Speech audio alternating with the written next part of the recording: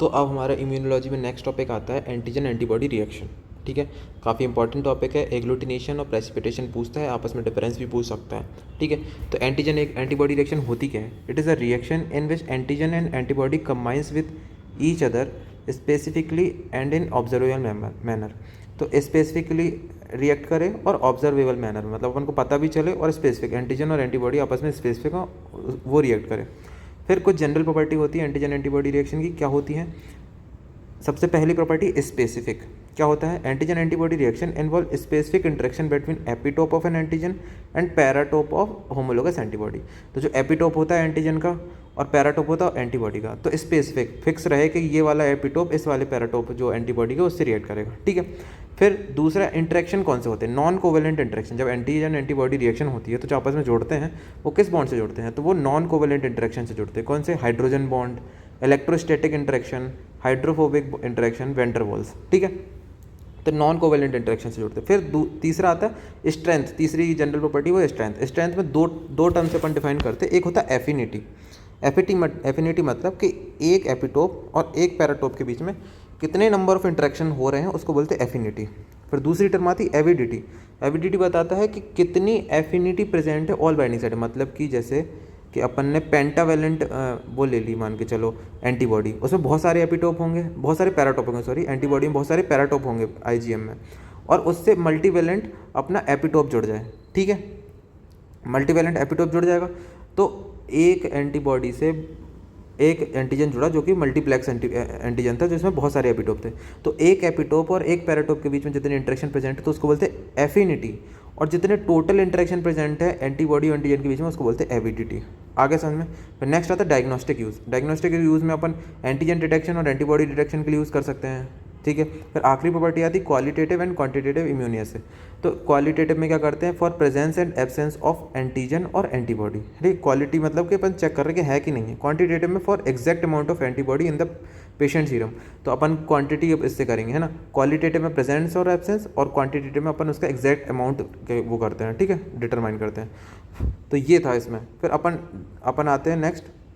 तो नेक्स्ट अब एक जोन फिनोमेना होती है वो देख लेते हैं। ठीक है, तो अपन ने मान के चलो उसमें अपन टेस्ट ट्यूब लेते हैं। एक में अपन ने एंटीबॉडी डाल दी ज़्यादा, है ना, और एक में क्या करा अपन ने एंटीजन ज़्यादा डाल दिया। तो दोनों में क्या होगा? प्रो जोन मतलब एंटीबॉडी ज़्यादा है और पोस्ट जोन मतलब एंटीजन ज़्यादा है। लेकिन जब मैक्सिमम एग्लूटिनेशन या मैक्सिमम एंटीजन एंटीबॉडी रिएक्शन जब मिलेगी जब दोनों का अमाउंट इक्वल होगा। ठीक है, तो ये है प्रो जोन फिनोमेना। ठीक है, ये देख लेना थोड़ा। फिर नेक्स्ट आता है एंटीजन एंटीबॉडी रिएक्शन। ये होती है दो प्रकार की, कन्वेंशनल अपनी ओल्ड मेथड और न्यूअर मेथड आता है।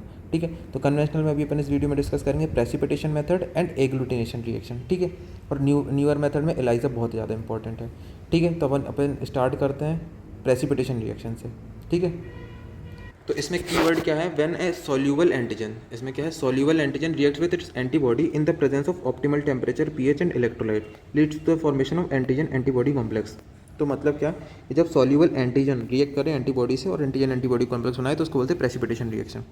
ठीक है, तो अपन को अगर अपन जेल में या फिर अगार में यूज़ कर रहे हैं तो अपन को इंसॉल्युबल प्रेसिपिटेशन बैंड मिलेगा जब कॉम्प्लेक्स बनेगा, और अगर कोई लिक्विड मीडिया है तो अपन को इसमें इंसॉल्युबल फ्लोक्यूल मिलेंगे। ठीक है, तो बस वो क्लॉट जम जाता है ना, सॉल्युबल है एक तो, लेकिन जैसे ही एंटीजन एंटीबॉडी रिएक्शन करेगी तो इंसॉल्युबल अपन को फ्लोकुलस या फिर बैंड दिख सकता है। फिर क्लिनिकल एप्लीकेशन क्या है? सबसे पहला स्लाइड फ्लोकुलेशन टेस्ट, जो कि अपने सिफिलिस में यूज़ करते हैं, यहाँ पर यूज़ करते हैं। इसमें क्या करते हैं? Use for sero diagnosis of syphilis. ठीक है, प्रोसीजर देखते हैं। सबसे पहले अपन क्या लेंगे? ए ड्रॉप ऑफ एंटीजन लेंगे और उसको ड्रॉप ऑफ पेशेंट सीरम से मिला देंगे, है ना। जैसे अपन ने एक स्लाइड में ड्रॉप ऑफ एंटीजन लिया और ड्रॉप ऑफ पेशेंट सीरम लिया, दोनों को मिला दिया, जिसमें पेशेंट के सीरम में एंटीबॉडी है और एंटीजन मिला दिया, तो स्लाइड में अपन को क्या होगा? प्रेसिपिटेशन रिएक्शन देखेगी और उसमें क्या बन जाएगा? अपना फ्लोक्यूल्स बन जाएगा। तो VDRL और RPL इसी प्रिंसिपल के बेस पे होते हैं स्लाइड फ्लोकुलेशन टेस्ट के। फिर अगला आता है एलेक्स जेल प्रेसिपिटेशन टेस्ट। तो अपन ये डिप्थीरिया में देख रखा है। ठीक है, जैसे डिप्थीरिया टॉक्सिन को डिटेक्ट करने के लिए होता है। सबसे पहले Corynebacterium diphtheria strain isolated is sticked on the medium contain a filter paper soaked with diphtheria antitoxin. सबसे पहले ये सेंटर में देखो ये एंटीटॉक्सिन का फिल्टर पेपर रखा रहता है और ये यहाँ पर कॉलोनी ग्रो कर रही है, तो जो क्या बोलते हैं कि स्ट्रेन होगा जो टॉक्सिजेनिक होगा, जो टॉक्सिन प्रोड्यूस करेगा, तो ऐसे एरो शेप्ड कॉलोनी बनाता है। ठीक है, फिर ऐसा होता है कि अगर एरो जो है एकदम आइडेंटिकल बन रहे हैं तो आइडेंटिकल कॉलोनी है, एक थोड़ा सा क्रॉस कर रहा है इस पर फॉर्मेशन तो थोड़ा सा रिलेटेड है, और अगर आपस में क्रॉस हो गए तो टोटली अनरिलेटेड होता है। ठीक है, फिर this test can be use to know the relatedness between the strain isolated during a outbreak.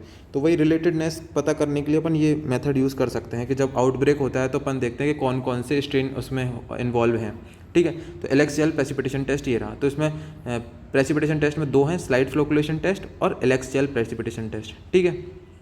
फिर नेक्स्ट आता है एग्लूटिनेशन रिएक्शन। ये ज़्यादा इंपॉर्टेंट है, ये अलग से 5 नंबर में अलग से पूछी जा सकती है। एग्लूटिनेशन रिएक्शन क्या होती है? When a insoluble antigen is mixed with its antibody in the presence of electrolyte as a suitable temperature is. तो इनसॉल्युबल एंटीजन को इसमें मिलाना है, ठीक है। और इसमें क्या बनेगा अपना क्लम्प्ड और एग्लूटिनेटेड, क्लम्पिंग मतलब हो जाएगी, ठीक है। एडवांटेज क्या है? एग्लूटिनेशन जो है ज़्यादा सेंसिटिव है as compare to precipitation test, ठीक है। एग्लूटिनेशन ज़्यादा सेंसिटिव है। फिर ये 2 टाइप का होता है, डायरेक्ट और इनडायरेक्ट। डायरेक्ट मतलब सीधे डायरेक्ट एंटीजन एंटीबॉडी से बाइंड हो जाएगी और एग्लूटिनेशन हो जाएगा। इनडायरेक्ट में क्या, किसी कैरियर की जरूरत पड़ती है, वो कैरियर एंटीजन को बाइंड करवाएगा, फिर जाकर उससे एंटीबॉडी जुड़ेगी, ठीक है। फिर अपन देखते हैं सबसे पहले डायरेक्ट में अपना आता है स्लाइड एग्लूटिनेशन और ट्यूब एग्लूटिनेशन। सबसे पहले अपन देखते हैं स्लाइड एग्लूटिनेशन। तो स्लाइड एग्लूटिनेशन बहुत जगह सुना होगा, तो ये यूज़ करते हैं अपन आइडेंटिफिकेशन के लिए, सीरोटाइपिंग के लिए, है ना। आइडेंटिफिकेशन सीरोटाइपिंग के लिए करते हैं। टाइफॉइड में पढ़ा होगा, टाइफॉइड में O1 O139 एंटीसीरा डालते हैं ना, सीरोटाइपिंग वगैरह करने के लिए, ठीक है। It is also method use for blood grouping and cross matching. Blood grouping और क्रॉस मैचिंग के लिए भी यूज़ करते हैं, ठीक है। फिर नेक्स्ट आता है प्रोसीजर। सबसे पहले बैक्टीरियल कॉलोनी ले लेंगे, उसमें ड्रॉप ऑफ सेलाइन डालेंगे, तो कैसा बनता है? मिल्की वाइट सस्पेंशन बन जाता है, ठीक है। फिर उसमें अपन एक ड्रॉप ऑफ एंटी सीरम डालेंगे, है ना, और फिर स्लाइड को थोड़ा शेक करेंगे जिससे कि वो आसानी से मिल जाए। फिर अगर क्लम्पिंग दिख रही है क्लियरिंग सॉल्यूशन में तो मतलब रिजल्ट पॉजिटिव है। अगर मिल्की वाइट सस्पेंशन सेम ही है तो नेगेटिव रिजल्ट आता है। तो ये था अपना स्लाइड एग्लूटिनेशन टेस्ट। फिर नेक्स्ट आता है ट्यूब एग्लूटिनेशन टेस्ट। तो ये वाला जो टेस्ट है वो क्वांटिटेटिव, पता करने के लिए कि कितना एंटीजन या एंटीबॉडी प्रेजेंट, मतलब एंटीबॉडी को एस्टिमेट करते हैं कितनी एंटीबॉडी प्रेजेंट है, ठीक है। तो एंटीबॉडी को डिटेक्ट करता है और क्वांटिटेटिव टेस्ट है। तो the antibody titer can be estimated as the highest dilution of the serum which produce the visual agglutination. तो कितने डाइल्यूशन तक एंटीबॉडी प्रेजेंट है तो उसको बोलते हैं अपन टाइटर, ठीक है। तो अपन करते क्या है, fixed volume of particulate antigen suspension ले लेंगे अपन, फिक्स्ड वॉल्यूम लेंगे किसी एंटीजन की, फिर उसी इक्वल वॉल्यूम में अपन सीरियल डायलेशन करेंगे। अपना जो सीरम का सैंपल है उसका सीरियल डायलेशन करेंगे तो उतने ही वॉल्यूम में ले लेंगे अपन। तो कुल मिला के अपन ने सीरम लिया जिसमें एंटीबॉडी प्रेजेंट है और एंटीजन सस्पेंशन लिया, ठीक है। फिर दोनों को मिक्स किया। फिर अगर एग्लूटिनेशन हो रहा है तो क्लम्प फॉर्मेशन होगा बॉटम में, तो पॉजिटिव हो जाएगा रिजल्ट। अगर नहीं हो रहा है तो नेगेटिव हो जाएगा, ठीक है। तो tube agglutination is routinely use for the serological diagnosis of various disease. बहुत सारे डिजीज में यूज होता है। सबसे पहले टाइफॉइड फीवर में सुना होगा विडाल टेस्ट, वो भी ट्यूब एग्लूटिनेशन टेस्ट ही होता है। तो इसमें H एंटीजन और O एंटीजन है, उसको अपन डिटेक्ट करते हैं, नहीं मतलब एंटीबॉडी को डिटेक्ट करते हैं H एंटीजन और O एंटीजन को डाल के, सॉरी, ठीक है। तो अपन एंटीबॉडी डिटेक्ट करेंगे, H एंटीजन और O एंटीजन डालेंगे उससे। तो अगर H एंटीजन डालेंगे तो जो एंटीबॉडी है उसके साथ कैसे रिएक्शन देगी? लूज, फ्लफी एंड क्लम्स, ठीक है। ये इंपॉर्टेंट अपन ने पढ़ा है। और O एंटीजन जो है एंटीबॉडी क्लम्स देगी, वो कैसे देगी? चौकी, वाइट, ग्रैनुलर, डेंस डिपॉजिट, ठीक है। तो H एंटीजन O एंटीजन का डिफरेंस अपन ने टाइफॉइड में पढ़ा था, वहाँ पर बहुत ज़्यादा इंपॉर्टेंट है ये। एक्यूट ब्रुसेलोसिस में स्टैंडर्ड एग्लूटिनेशन टेस्ट देता है। कुम्स टेस्ट भी इसी पे बेस है। टाइफस फीवर में Weil Felix test, infectious mononucleosis में Paul Bunnell test, mycoplasma pneumoniae में अपना कोल्ड एग्लूटिनेशन टेस्ट, ठीक है। तो ये इतने सारे नाम है ट्यूब एग्लूटिनेशन टेस्ट के। ये थे डायरेक्ट में 2, स्लाइड और ट्यूब। फिर अब अपने आते इनडायरेक्ट में। तो इनडायरेक्ट पैसिव एग्लूटिनेशन टेस्ट में क्या करते हैं अपन? एंटीबॉडी डिटेक्शन ही करेंगे। पर इसमें क्या है, agglutination test is more sensitive and better interpreted than precipitation. जो प्रेसिपिटेशन टेस्ट से जो एग्लूटिनेशन टेस्ट है वो बहुत ज़्यादा अच्छा है, ठीक है। तो अपन प्रेसिपिटेशन टेस्ट को एग्लूटिनेशन में कन्वर्ट करने के लिए क्या करते हैं, जो सॉल्युबल एंटीजन है उसको किसी कैरियर मॉलिक्यूल में चिपका देते हैं, ठीक है। जैसे कि मान के चलो इनडायरेक्ट हीमोग्लूटिनेशन टेस्ट में क्या करते हैं, it is a passive agglutination test where RBC are used as carrier molecule. तो आरबीसी के ऊपर अपन एंटीजन चिपका देंगे बहुत सारे, और जब एंटीबॉडी जुड़ जाएगी। डायरेक्ट में क्या कर रहा था कि एंटीजन एंटीबॉडी अपने आप रिएक्ट कर जा रही थी, पर इसमें क्या करेंगे, किसी कैरियर पे एंटीजन लगाएंगे फिर एंटीबॉडी से चिपकेगी, ठीक है। तो पहला हो गया इनडायरेक्ट हीमोग्लूटिनेशन टेस्ट, और दूसरा है लेटेक्स एग्लूटिनेशन टेस्ट।